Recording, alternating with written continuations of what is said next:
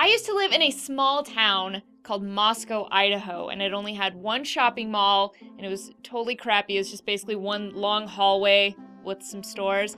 And I used to go to Hot Topic every week to see if they had Star Wars shirts or Star Wars accessories or anything Star Wars that fit me. But they never did. They never had any women's clothing. So I don't know, I just made it work. I bought them anyway. So I had a bunch of shirts in my closet that were boys large and men small. Totally unflattering, but I didn't care. I was so obsessed with Star Wars that I just wanted to wear it proudly. So it's so cool seeing Ashley Eckstein start this Her Universe movement of female nerd clothing. I mean, now you walk in Hot Topic and the girls section has all sorts of Star Wars clothing, from dresses to skirts to hoodies to long sleeve shirts and tank tops.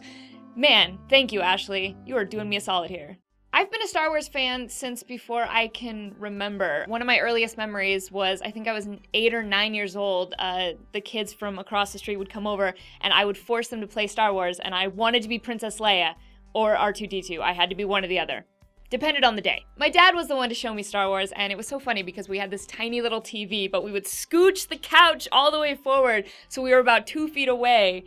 So it seemed like we had a really big screen TV, but in actuality, we were probably just really hurting our eyes. And I loved the Star Wars movies. Obviously, I was too young to have ever seen the original trilogy in the theaters. My dad got to, and I was always jealous of that. But when Phantom Menace came out, I got to see that in the theaters.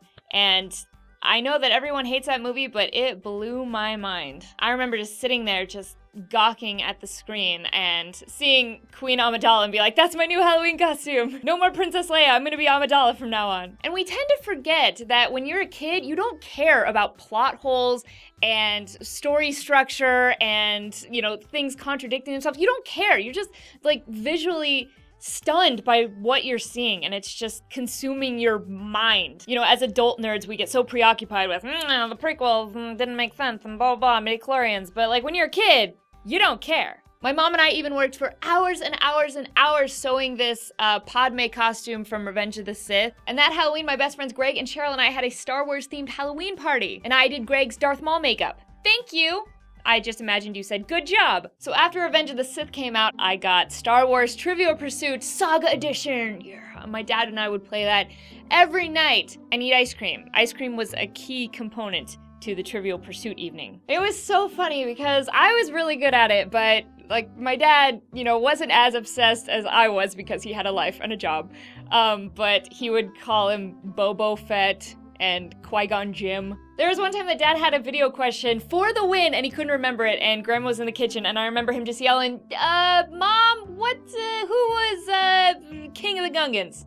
And she was like, what? A couple months later, I moved out on my own and I took Trivial Pursuit with me. Naturally, I made a big group of friends in Portland, Oregon that were all super nerds, like as nerdy and geeky as it comes, and I fit right in. I started to earn this reputation as like the girl who knew everything Star Wars, and there would be nights when my guy friends would come over and try to challenge me at Trivial Pursuit, and they never could beat me, and then they would start bringing their guy friends, like more challengers to beat me, and no one could ever beat me. I was like this anomaly. I was ringing in like, psst, walking carpet, psst, Geonosians, psst, all-terrain scout transport, psst, Kashyyyk with 3 Ys for the Wookiees with 2 E's. I remember one time the question was, what is the number of the trash compactor in A New Hope? And I was like, 3263827. And they were like, how does anyone know that?